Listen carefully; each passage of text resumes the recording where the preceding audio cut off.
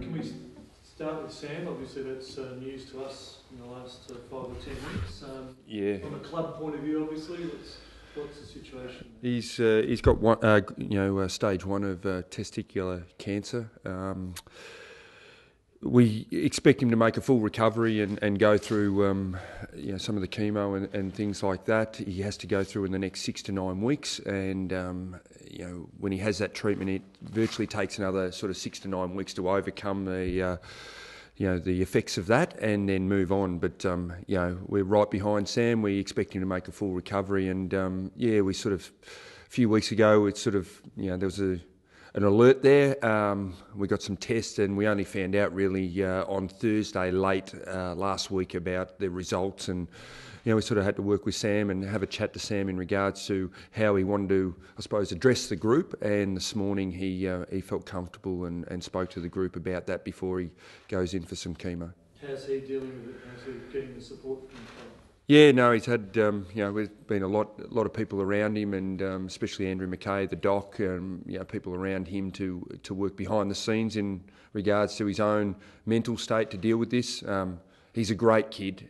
He's got a great outlook on life, and his girl and his family, his girl's here, but his family have come over from down from New South Wales way. So he's got a lot of people around him. He was quite emotional this morning. But the people around him and the support he'll get will just be ongoing from here, and we expect him to get through and then get ready to start pre-season, which he's already looking at getting himself right for that. I suppose this sort of thing you don't even put a timeline on it, just all about his welfare. Oh, it is. It's as we go through, football is it's a great game and we love it all. We love being a part of it. And we're very privileged, but at the end of the day, we just want Sam to go through this and get himself right and get ready. So if it takes a little bit longer than we first thought, so be it. Let's get him right and get him back nice and healthy and training again. It's going. We have match committee this afternoon, so the teams will come out at 6 o'clock or whatever it is these days. But we'll go through that.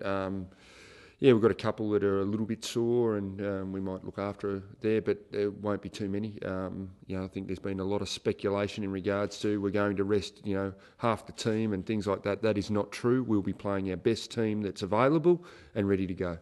We'll have a look. If there's players that have had some ongoing issues or things that we have to look after in the last few weeks, I think we'll take an opportunity to maybe give them a spell. But if there's nothing there, and especially after today, they've trained, how they've pulled up, we'll assess that. But we might take a conservative approach on one or two, but we won't be pulling the whole team out. He'll be a good discussion today in regards to whether he plays or not.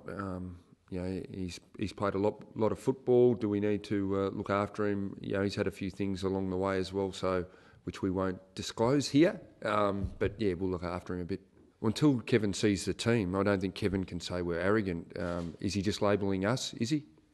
Just the concept of, pretty much Carlton resting, or the talk of resting players. Well, we haven't talked about resting players at all. So whether someone's got a sniff of it or whatever, there's been none of that from us. So to call us arrogant, and we've had a look at what some teams have done through history. I think some teams have rested players, a la Fremantle in one of their games, but nothing was said. We're playing a game of football. We want to get the best, I suppose, preparation for our team. And if it means we've got some sore players and players available to play, we'll make some changes. But if not, we'll pick the best team to play. And I don't think you can call us arrogant in regards to what we're doing to look after our list and make sure that our best players are right to play every week. And I think that's a bit out of line. Does it make you a bit cranky when you hear that? Maybe.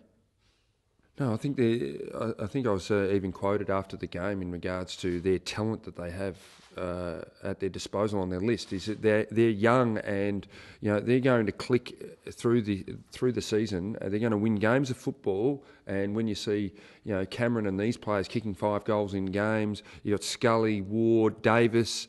I don't think you take them lightly at all. They've got some things that are, in the stats in the competition that have put them in the top 8 in areas of the game that where you want to be. Centre bounce clearances, they're third for scoring when they win them in the competition. Their kick-handball ratio, we have to watch how they run and carry the ball, because when they're up and going, I think there's been periods of games that they've shown everyone what they can do. I think the challenge will be, can they sustain it over 4 quarters? And they're going to do that at some stage during the season. Well, I was here on Monday and I seen in the paper that Simo will miss. Well, I'm telling you now, Cade Simpson will not miss playing footy this week. He'll be playing. So that's why I laugh at and scoff at the comments of we're resting, we're doing this, we're arrogant. Wait till the team's selected and then maybe make those remarks.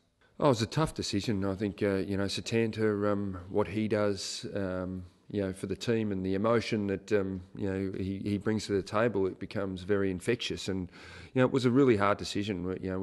We had to make room on our list to take selections, and sometimes you've got to make these big calls. And we thought that maybe with, Levi Casbolt's end-of-year finish and Hampson playing a bit more forward, that might take, Satanta out of the mix a bit. So we had to let him go. But we wish him all the best. And if he does play, it'd be great. I think, his story is an amazing one for anyone to hear.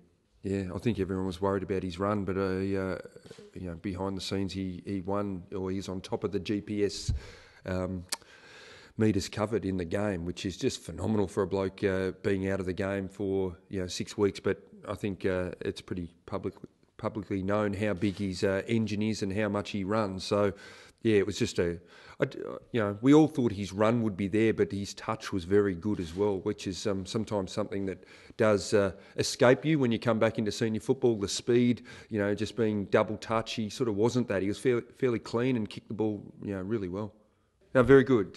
We brought mother and daughter home yesterday. So Joe and Tilly were, we brought them home yesterday, and it was great. Sleeping pretty well, which is great, and everything going to plan.